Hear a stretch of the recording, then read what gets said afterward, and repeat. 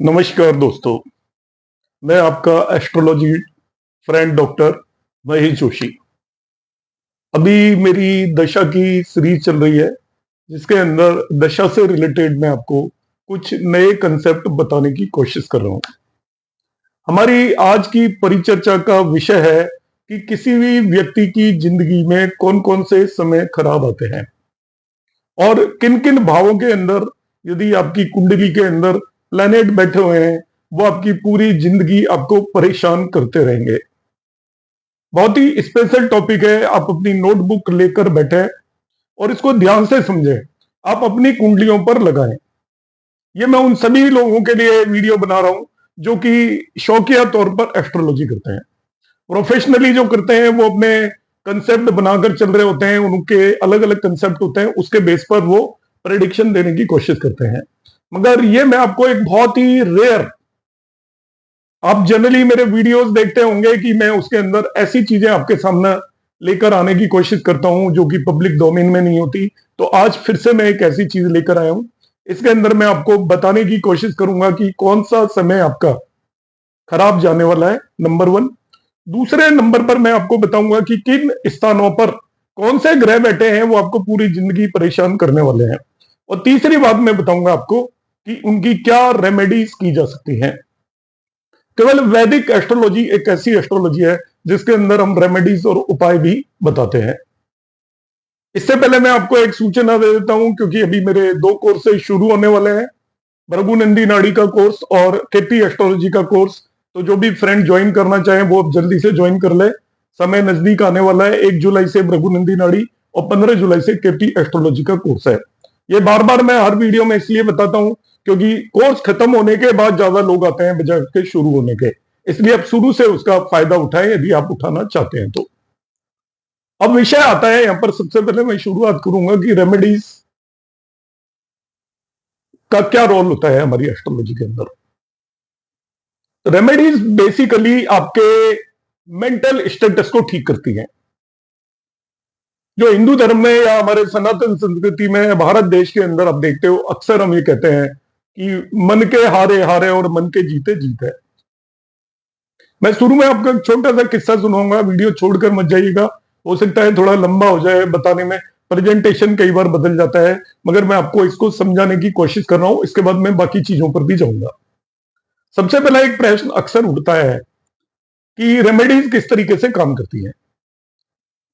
जब भी हम कोई भी रेमेडीज करते हैं तो वो रेमेडीज आपको मेंटली इन्फ्लुएंस करती है, और जब हमारी मानसिक स्थिति में हमें कोई चीज अच्छी लगने लगती है, कॉन्फिडेंस बनने लगता है, तो हमारी सारी चीजें ठीक होना शुरू होती है। हमारे एक बाबा जी थे जिनसे हम बात किया करते थे, उनसे मैंने काफी एस्ट्रोलॉजी सीखी है। तो उनके पास एक पेशेंट आया करते थे। उन पेशेंट को हाथ पैरों में कहीं कहीं दर्द रहता था हमेशा। तो उन्हें बाबा जी ने उन्हें कई दवाइयां दी, मगर कहीं इधर उधर से उन्होंने दवाई ली, मगर कोई फर्क नहीं पड़ा। और वो बाबा जी के पास गए तो बाबा जी ने उन्हें एक केवल जो रेत होती है, जिसे हम बोलते हैं आपकी मिट्टी, मिट्टी उन्हें दे दी और कहा कि ये एक ऐसी दवा है जिसको लेने के बाद कोई भी बीमारी बचती नहीं है। तो उस पर्टिकुलर पर्सन को उन्होंने दवा दी और कहा कि आप रोजाना सुबह लो और आज ही से तुम्हें असर दिखना शुरू हो जाएगा। उस व्यक्ति ने वो दवा ली और उसको उसी दिन से असर होना शुरू हो गया। और 15-20 दिन बाद आया, वो कहने लगा कि अब तो मुझे कहीं पर कोई भी दर्द ही नहीं है। बाबा जी से पूछा गया कि भाई ये ऐसा क्या आपने चमत्कार कर दिया जो 10 जगह से इलाज कराने पर भी वो व्यक्ति ठीक नहीं हो रहा था, आपकी दवा से ठीक हो गया। तो बाबा जी ने जो चीज कही वही आपको लेकर चलना है। कि उसके मन में ये बात बैठ गई थी कि बाबा जी ने जो दवा दी है इससे तो इलाज हो ही जाता है। तो उसके मन के अंदर एक ऐसी स्थिति पैदा हुई, और उसको कई बीमारियां हमारी बहम की वजह से होती हैं। प्योर हमारी जो मानसिक स्थिति सही नहीं होती, इसलिए हम सही डिसीजन नहीं ले पाते और जिंदगी के अंदर हम उस वजह से भी परेशान होते हैं। अधिकतर लोगों की परेशानियों की वजह उनकी जो शादीशुदा जिंदगी में कोई तनाव होता है। कारण क्या है? मन की स्थिति खराब होना, पति पत्नी की बात करने का तरीका नहीं होना, एक दूसरे से एडजस्ट नहीं होना, ये सब मन की स्थिति है। कई बार हमें कोई और टेंशन खाई जा रही होती है जिसकी वजह से हम परेशान होते हैं, और टेंशन का मतलब है मन की स्थिति को खराब होना। कई फिजिकल प्रॉब्लम्स होती हैं जिनमें प्रॉब्लम थोड़ा छोटी होती है, मगर हम उसको बड़ा चढ़ाकर मन पर चढ़ा लेते हैं और मन के अंदर वो इस हद तक रच बच जाती हैं कि हर समय पर हम उन प्रॉब्लम्स के बारे में सोचते रहते हैं। तो इन सभी का एक ही उपाय है कि यदि आपके मानसिक स्थिति को सही कर दिया जाए, आपके दिमाग के अंदर एक कॉन्फिडेंस आ जाए कि ये मैं ठीक हो रहा हूं, या मैं अभी ठीक हो जाऊंगा, या मेरा समय अभी थोड़े दिन में बिल्कुल सही आने वाला है, मैं कोई रेमेडीज कर रहा हूं, इसका मतलब मेरे पर उनका असर हो रहा है और मेरा समय ठीक आएगा, तो व्यक्ति 80% अपना आप ठीक हो जाता है। तो साइकोलॉजिकल सबसे ज्यादा रोल होता है रेमेडीज का। फिर वो वातावरण इस तरीके का बनाती है, आपकी सोच को प्योरीफाई करती है रेमेडीज। हमारी 3 तरह की रेमेडीज होती हैं जो मैं स्टार्टिंग में बता देता हूं, इसके अलावा कोई भी रेमेडीज नहीं करनी है आपको। जो मैं रेमेडीज के बारे में बात कर रहा हूं, मेरे पास बहुत नेगेटिव कमेंट्स आते हैं कि मैं ऐसा क्यों कहता हूं, पर मैं आपको जो बता रहा हूं बिल्कुल साइंटिफिक वे से, बिल्कुल सही, हमारे वेद जो भी आपके क्लासिक्स के अंदर जो दिया है उसके बेस पे बता रहा हूं, बृहद पारसर और रसास के बेस पे बता रहा हूं। 3 तरह की रेमेडीज कभी मत करिए, जिसके अंदर कुछ जला ना हो, जिसके अंदर कुछ बहाना हो, जिसके अंदर कुछ दबा ना हो। वो आपके रिसोर्सेज का अंत है। हम जब किसी चीज को बढ़ा देते हैं वो किसी के काम नहीं आती, जब हम किसी चीज को दबा देते हैं वो किसी के काम नहीं आती, जब हम किसी चीज को जला देते हैं वो किसी के काम नहीं आती। तो हम एक तरीके से प्रकृति का नाश करते हैं। वो रेमेडीज आपके लिए भी अच्छी नहीं है, करने वाले के लिए भी अच्छी नहीं है। साइकोलॉजिकली चाहे वो आपको फायदा दे दे, क्योंकि रेमेडीज ज्यादा साइकोलॉजिकल फायदा देती है, मगर इन्हें आपको नहीं करना है। आपको रेमेडीज 3 तरह की करनी है। एक रेमेडीज वो करनी है जो कि आपको मंत्रों के बेस पर, एक रेमेडीज वो करनी है जो आप दान देकर कर सकते हो, मंत्र, दान और ध्यान, इस तरीके की रेमेडीज करनी है। ध्यान में आपका पूजा पाठ भी आ जाता है। ये जो तीनों ही हम रेमेडीज करते हैं। जब हम दान देते हैं तो हमें हमारी नेगेटिव एनर्जी बाहर निकलती है, एक संतुष्टि होती है और पॉजिटिव एनर्जी बदले में हमें मिलती है। मंत्रों का जब भी हम पाठ करते हैं तो हम दीन दुनिया से अलग होते हैं, उन चिंताओं से दूर होते हैं और हमारी आत्मा प्योर होती है। हमारा जो आउटर हो रहा है, हमारी एक बॉडी है, उसके आगे हमारी एक बाह्य वातावरण होता है जो हमें दिखाई नहीं देता, वो हमारे साथ साथ चलता है, वो सामने वाले व्यक्ति को दिखाई देता है। हम जैसे ही एंटर होते हैं, हमारे देखते ही कोई दूसरा आदमी खुश हो जाता है, क्योंकि वो आपका जो आउटर ऑरा जिसे बोलते हैं उसको इंप्रूव करते हैं मंत्रस। और जब आपका आउटर ऑरा इंप्रूव होता है, आपका कवच इंप्रूव होता है, तो आपकी बाहर की बातों का असर नहीं पड़ता। हम घर से जैसे ही बाहर जाते हैं, परेशानियों की वजह आपके दिमाग के अंदर नहीं होती, क्योंकि आप मंत्र में खोए होते हो। और जब हम मंत्रों का पाठ कर रहे होते हैं, जाप कर रहे होते हैं, तो फिर हमें कोई भी परेशानी नहीं होती। मंत्र आपको केवल 3 तरीके के करने चाहिए। आपको यदि आपका इष्ट देवता पता है तो उसके मंत्र करें, आपको कुल देवता पता है तो उसके मंत्र करें, या आपका कोई भी इष्ट आपने मान लिया इस जन्म में, उसके भी मंत्र कर सकते हैं। ये तो एक कैटेगरी हुई। दूसरी कैटेगरी हुई कि आप महामंत्रों का जाप कर सकते हैं। जैसे आपका महामृत्युंजय मंत्र है, उसका आप जाप कर सकते हो, हर व्यक्ति कर सकता है। विष्णु सहस्त्र नाम का आप जाप कर सकते हो। और तीसरा, आप उस ग्रह का जाप कर सकते हो। यदि आपको कोई जानकार ज्योतिष ये बता दे कि आप किस ग्रह की वजह से पीड़ित है, उसका भी आप जाप कर सकते हो। तो मंत्रों का आप जाप करें, साधारण मंत्रों का जाप करें, कोई बहुत बड़े बड़े मंत्रों का जाप ना करें। आप दान भी कर सकते हो जो ग्रह आपको पीड़ित कर रहा है। मैं भी बताऊंगा कौन सा ग्रह पीड़ित करेगा। मैंने यहां पर पहले रेमेडी का पार्ट लिया इसलिए। और आप मंदिर में जाकर पूजा भी कर सकते हो उस देवता की जिसकी वजह से आपको आपकी कुंडली के हिसाब से परेशानी हो रही है। इसके अलावा आपको किसी भी रेमेडी को करने की जरूरत नहीं है। आपको कोई बहुत कॉम्प्लिकेटेड रेमेडी बताता है, आजकल बड़ी बड़ी रेमेडीज होती हैं, बड़े बड़े महान विख्यात पंडित हैं, वो आपको बहुत बड़ी बड़ी रेमेडीज बता देंगे, इसका उपचार करें, उसका उपचार करें, लाख खर्च करें, 2 लाख खर्च करें, उनसे कुछ भी नहीं होने वाला है। आपको अपने आप करना पड़ेगा, अपने ऊपर जो करना पड़ेगा वही रेमेडीज काम करेंगी, बाकी रेमेडीज आप पर काम करने वाली नहीं है। यदि वो कहीं आपका कोई काम बन जाता है तो वो आपका भ्रम है, आपको भ्रमित किया गया है, क्योंकि एक बहुत बड़ा धंधा है, उसमें आपको बिल्कुल नहीं फंसना है।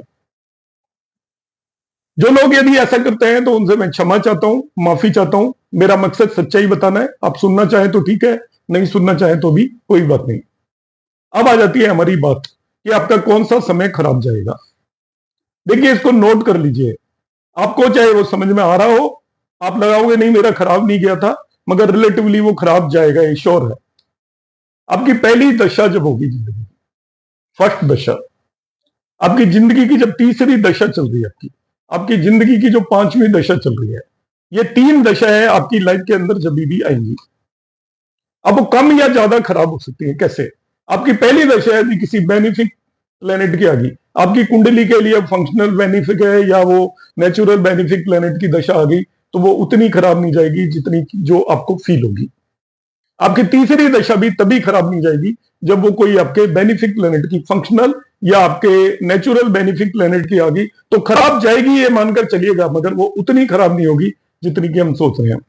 और तीसरी दशा वो खराब नहीं जाएगी आपकी, जो कि आपकी मतलब पांचवी दशा भी तभी खराब नहीं जाएगी जब वो नेचुरल बेनिफिक या फंक्शनल बेनिफिक प्लेनेट की है। अदरवाइज ये तीन दशाओं का समय आपकी जिंदगी के अंदर जब भी आए, जिस ग्रह की दशा है, आप उस समय पर अपनी रेमेडीज करना शुरू कर दें। उस ग्रह से रिलेटेड मंत्रों का आप जाप कर सकते हैं। आपको यदि किसी को मंत्र नहीं पता है तो वो मेरे से अलग से भी पूछ सकता है। और मेरी ये रेमेडी वाली सीरीज है मेरी प्लेलिस्ट में, उसमें जाएंगे तो आपको सभी तरीके के मंत्र वहां पर मिल जाएंगे, उनका दान भी कर सकते हैं। मगर जो भी ग्रह आपको परेशान कर रहा है उसके कभी भी स्टोन या आप जिसे हम बोलते हैं जेम स्टोन, वो कभी ना पहने। जेम स्टोन आपको परेशान वाले ग्रह को करने वाले ग्रह को बलि कर देंगे, वो आपको और अधिक परेशान करेगा। इसलिए रेमेडीज का हिस्सा आप अच्छे फल जो दे रहे हैं उनके आप स्टोन वगैरह पहन सकते हो, मगर जो खराब फल दे रहे हैं उनका केवल आपको दान करना है, उनके केवल मंत्र पाठ करने हैं और उनसे रिलेटेड भगवान की पूजा करनी है। इसके अलावा और किसी भी रेमेडी के चक्कर में आप ना फंसे। तो मैंने तीन बताया आपकी लाइफ के अंदर इंपॉर्टेंट आपकी दशाएं होती हैं, पहली, तीसरी और पांचवी। ये दशाएं यदि आपकी अशुभ ग्रहों की आ गई तो वो सर्टेनली खराब जाने ही वाली है। और मैं आपको बताता हूं, यदि किसी भी व्यक्ति के लग्न लॉर्ड की दशा या उसकी पूरी जिंदगी में परेशानी आने वाली है, ये ध्यान से सूत्र ध्यान रखना। जिस व्यक्ति का लग्नेश कंबस्त हो, लग्नेश नीच का है, कंबस्त है, अस्त है, डेबिलिटेड या नीच का है, दूसरी कंडीशन, 6, 8, 12 भाव में जाकर बैठ गया है। ये तीन कंडीशन आप नोट कर लीजिए। बाकी और भी एफ्लिक्शन हो सकता है, मगर तीन कंडीशन में लग्नेश जिसका कंबस्ट हो गया, लग्नेश जिसका नीच का हो गया, लग्नेश जिसका 6, 8, 12 के अंदर चला गया, उस व्यक्ति चाहे वो उच्च का ही होकर वहां पर क्यों ना बैठा हो, 6, 8, 12 में उच्च का होकर ही क्यों ना बैठा हो, कितनी अच्छी कंडीशन में बैठा हो, उस पर्सन की लाइफ के अंदर डेफिनेटली हर समय पर स्ट्रगल बनी रहेगी। अब स्ट्रगल चाहे आपको ना दिखाई दे, मगर आपकी लाइफ के अंदर स्ट्रगल होगी, क्योंकि हमारी सोच कई बार स्ट्रगल को महसूस नहीं करने देती। हमारी आदत बन चुकी होती है कि स्ट्रगल की, फिर हम सोचते हैं कोई बात नहीं, इसमें कुछ नया क्या है। मगर आपकी लाइफ में कभी भी आप एक भी दिन चैन से नहीं बैठ पाओगे। आप लगातार कुछ ना कुछ प्रयास करते रहोगे, चाहे आपको सक्सेस मिले। सक्सेस मिलना एक अलग बात होती है और स्ट्रगल एक अलग बात होती है। एक व्यक्ति को ऐसे भी सक्सेस मिल सकती है, वो कुछ ही नहीं कर रहा और उसको सक्सेस मिल रही है, वो सब लग्नेश का कमाल होता है। तो जिस व्यक्ति का लग्नेश पीड़ित है, और पीड़ित में यहां पर यही बता रहा हूं कि जिसका लग्नेश कंबस्ट है वहां पर फिर भी थोड़ा आराम मिल सकता है, मगर जिसका नीच का लग्नेश हो गया, 6, 8, 12 का लग्नेश हो गया, उस व्यक्ति को हमेशा पूरी लाइफ दशा से कोई लेना देना नहीं है। आप अपनी कुंडली में लगा लीजिए, यदि ये स्थिति है तो आपकी लाइफ के अंदर स्ट्रगल बनेगी, उसको स्वीकार करिए आप, और लगातार उस लग्नेश से रिलेटेड आप जो मंत्रास का जाप करते रहिए। दान करने की जरूरत नहीं है, मंत्रास का जाप करते रहिए, साफ साफ बता रहा हूं मैं। दूसरी आपको स्थिति बता देता हूं मैं, जिस व्यक्ति का मून के साथ भी यही स्थिति है, जिसका मून नीच का है या 6, 8, 12 के अंदर जाकर बैठ गया, राहु केतु एक्सिस पर आ गया, मून पीड़ित है, उस व्यक्ति को कभी भी खुशियों का एहसास नहीं होगा। उसकी जिंदगी में कुछ अच्छा होगा तभी भी उसे एहसास नहीं होगा। उसका मन हमेशा पीड़ित रहेगा, कुंठित रहेगा, किसी न किसी बात से ग्रसित रहेगा, उसको हमेशा किसी न किसी चीज की कमी महसूस होती रहेगी। उसकी मन की बातें उसे पूरी होती हुई नहीं लगेंगी। उसका मन विचलित रहेगा, जो होगा उन चीजों से वो कभी सेटिस्फाई नहीं होगा, जो नहीं होगा उसकी तरफ वो भागता रहेगा। तो उसका मन पूरी तरीके से पीड़ित होगा। तो जिसके चंद्रमा के साथ यह स्थिति है, उस व्यक्ति को भी लगातार शिवजी भगवान की ओम नमः शिवाय का पाठ करे और वो मंदिर में जरूर जाए। मैं रेमेडीज बड़े लाइटली बता रहा हूं, जोर देकर बताने की जरूरत नहीं है, मगर मैं लाइटली बता रहा हूं, उसको आप जोर देकर करें। मैं जोर देकर कहूंगा नहीं ऐसा हो जाएगा वैसा हो जाएगा, कोई भी रेमेडी ऐसा वैसा नहीं करती, इसलिए मैं उसको आराम से आपको बता रहा हूं, पर आप रेमेडी करिए, आपको फायदा मिलेगा। तीसरी स्थिति, जिस भी व्यक्ति के दूसरे भाव में, दूसरा भाव आपका धन का भाव होता है। कलयुग में आज के समय पर हमारी पूरी जिंदगी धन पर डिपेंड करती है कि हमारे पास कितना धन है, कितना धन आने वाला है। हमारी डे टू डे जो भी लाइफ की स्ट्रगल्स है वो धन पर निर्भर करती हैं। यदि किसी के दूसरे भाव के अंदर इन तीन में से कोई भी ग्रह बैठा हुआ है, शनि बैठा हुआ है, राहु बैठा हुआ है या केतु बैठा हुआ है, तो आप ये निश्चित मान लीजिए उसके पास पैसा होते हुए भी उसको मनी से रिलेटेड जिंदगी भर स्ट्रगल बनी रहेगी। पैसा होना एक अलग बात है, मगर स्ट्रगल होना एक दूसरी बात है। आपके पास पैसा है मगर स्ट्रगल आपको आती रहेगी, आप हमेशा परेशान रहते रहेंगे उस चीज की वजह से। तो जब भी दूसरे भाव के अंदर इन तीनों में से कोई भी ग्रह है आपका जो भी बैठा है, उसके आप मंत्रों का जाप करें, उसको आप थोड़ा कमजोर करें उस ग्रह को, क्योंकि ये आपके अशुभ ग्रह हैं, उस भाव के अंदर बैठकर आपको अशुभ रिजल्ट देंगे सर्टेनली। नेक्स्ट पांचवी चीज बता रहा हूं, छठी चीज, पहले मैंने 3 दशाएं बताई, फिर मैंने बताया आपको जिसका लग्नेश कमजोर है, फिर मैंने बताया चंद्रमा कमजोर है पांचवा, छठा मैंने बताया जिसके दूसरे भाव के अंदर अशुभ ग्रह है। नेक्स्ट, जिस व्यक्ति के चौथे भाव के अंदर अशुभ ग्रह है, अशुभ ग्रहों का असर है, 4th हाउस, वो आपका सुख स्थान है, मां का स्थान है, घर का स्थान है, उस व्यक्ति को यदि कोशिश करनी चाहिए अपना जन्म स्थान छोड़ देना चाहिए। जब तक वो अपने जन्म स्थान पर रहेगा तब तक उसकी परेशानियां उसका पीछा नहीं छोड़ेंगी। मां से रिलेटेड परेशानी आएगी, घर की शांति, हैप्पीनेस एट होम से रिलेटेड परेशानी आएगी, जमीन जायदाद से रिलेटेड उसको परेशानी आएगी, वो अपनी जमीन जायदाद बेचकर कहीं दूसरी जगह पर जाकर रह सकता है, वहां पर जाकर आपका बच सकता है, तभी वो अपनी परेशानियों से बचेगा, नहीं उसकी पूरी जिंदगी के अंदर डेफिनेटली सुख में उसके में कमी रहेगी, घर के अंदर कलेश बना रहेगा, ये निश्चित है।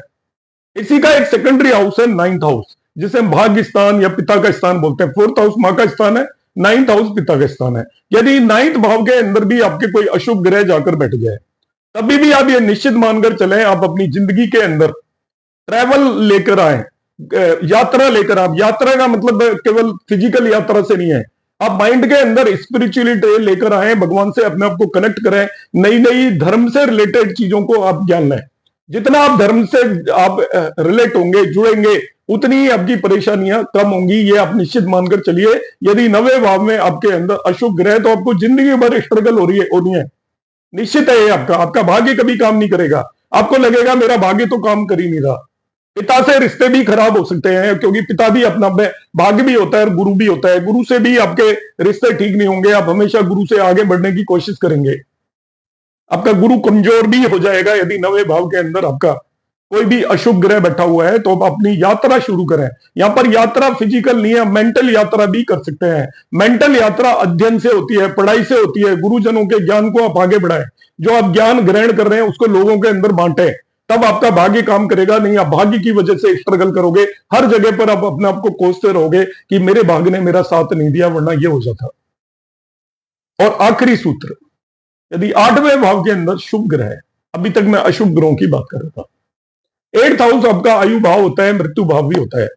8वें भाव के अंदर यदि आपका शुभ ग्रह आ गया, तो वो एक ग्रह आपका खराब हो गया, आपके लिमिटेड शुभ ग्रह है आपके। यदि मैं नेचुरल बेनिफिट की बात करूं तो अनकंडीशनल केवल 2 ही है, वीनस एंड जुपिटर, और कंडीशनल है आपके मून और बुध। उनके ऊपर कई सारी कंडीशन है, मून कभी पक्षबल में कमजोर हो जाता है, कभी राशि की वजह से कमजोर हो जाता है, और बुध यदि अकेला बैठा हो, बुध के बारे में एक बात बता देता हूं, जिसका बुध अकेले में बैठा हो उस व्यक्ति में बुद्धि को यूज करने की ताकत नहीं होती। यहां पर आ गया है तो मैं आपको बता देता हूं, क्योंकि कई सारी चीजें जो अलग से मैं लेकर नहीं आ पाता। बुध क्या होता है, सहारा चाहिए होता है, बच्चा है, बालक है। यदि वो शुभ ग्रह के साथ है तो आपका उसकी गाइडेंस में अच्छा काम करेगा, जुपिटर की गाइडेंस में अच्छा काम करेगा, शुभ रिजल्ट देगा। अशुभ ग्रह के साथ है तो उसके साथ चल देगा, वो अशुभ रिजल्ट देगा मगर रिजल्ट देगा। मगर जब बुध अकेला होता है तो वो एक चौराहे पे आप जैसे छोटे से बच्चे को छोड़ा, उसको कोई रास्ता नहीं सूझता। जिसका बुध अकेला होता है उसके बारे में आप कभी कुछ प्रेडिक्ट नहीं कर सकते, वो कुछ भी कर सकता है, क्योंकि उसकी बुद्धि पूरी तरीके से काम नहीं करती। बुध को हमेशा किसी का साथ चाहिए होता है। तो 8वें भाव के अंदर बुध आ गया आपका, तो जो भी बेनिफिक प्लेनेट हो गया आपका, एक बेनिफिक प्लेनेट बर्बाद हो गया, 8वें भाव में जाकर वो प्लेनेट खराब हो जाता है। तो गिने चुने बेनिफिक प्लेनेट में से एक बेनिफिक प्लेनेट बर्बाद हो गया, तो वो आपकी लाइफ के अंदर परमानेंट स्ट्रगल, सडननेस लेकर आएगा, सीक्रेसी लेकर आएगा। आपकी जिंदगी के अंदर आपका टैलेंट है वो बाहर ही नहीं निकलेगा, आपका टैलेंट भी बाहर नहीं निकलेगा। आपको जो ज्ञान होगा वो आप किसी को बता ही नहीं पाओगे। 8th हाउस के अंदर जब भी बेनिफिक प्लेनेट आपके आ जाए, तभी भी आपकी लाइफ के अंदर स्ट्रगल्स होंगी, ये ध्यान रखना है। और उस प्लेनेट से रिलेटेड मंत्रों का आपको जाप करना चाहिए। मंत्रों का जाप करने पर कोई प्लेनेट ना ही बली होता है, ना ही कमजोर होता है, वो प्लेनेट आपको तंग करना बंद कर देता है, बस इतना मानकर चले। क्योंकि मंत्रों आपका जब दान देते हैं तो हम प्लेनेट को कमजोर करते हैं, कष्ट देने वाले प्लेनेट को हमें कमजोर करना है।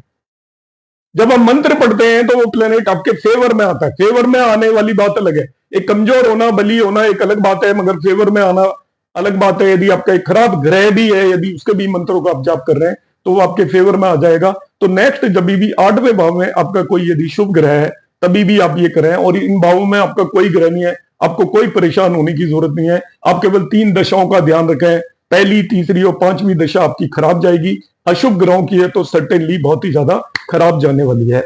तो आज की क्लास में मैंने कोशिश की है कि साथ साथ मैं आपको रेमेडीज बता पाऊं, साथ साथ ये बता पाऊं आपकी जिंदगी का कौन सा समय खराब जाएगा या आपकी लाइफ के अंदर परमानेंट इस पर्टिकुलर भाव से रिलेटेड परेशानियां बनी रहेंगी।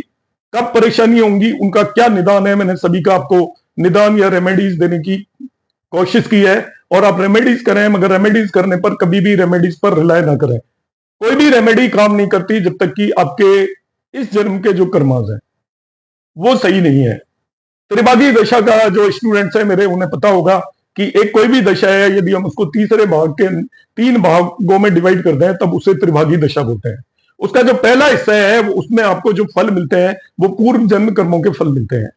तो पहले हिस्से में आपकी कोई रेमेडी कभी काम नहीं करती, इसलिए आप कभी भी परेशान ना हो यदि रेमेडी काम नहीं कर रही है। तो आप अपने कर्मों पर काम करते रहें, जिससे दूसरा और तीसरा हिस्सा दशा का आपका अपना आप इंप्रूव हो जाएगा और बेटर आपको रिजल्ट मिलेंगे। तो इसलिए एस्ट्रोलॉजी में आप विश्वास करें, जल्दबाजी ना करें। ध्यान रखें, सब लोग जो बहुत जल्दी में होते हैं, एस्ट्रोलॉजी कभी भी जल्दी में नहीं होती।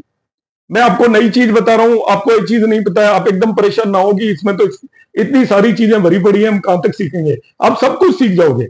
आप धीरे धीरे जैसे आगे बढ़ोगे आपको एस्ट्रोलॉजी की अंडरस्टैंडिंग आएगी। आपको जितना समझ आएगा वो काफी होता है एस्ट्रोलॉजी के लिए। बहुत ज्यादा जानना जरूरी नहीं होता, मगर आप जो जान रहे हो उसके अंदर विश्वास रखें, जल्दबाजी ना करें और रैशनल रहें। एस्ट्रोलॉजी कोई लिखा हुआ वर्ड नहीं है कि ऐसा ही होगा। आपको लग रहा है कि आपके खराब समय है तो खराब समय का मतलब समझें। खराब समय का मतलब आपको अपॉर्चुनिटीज नहीं मिलेंगी, परेशानियां मिलेंगी।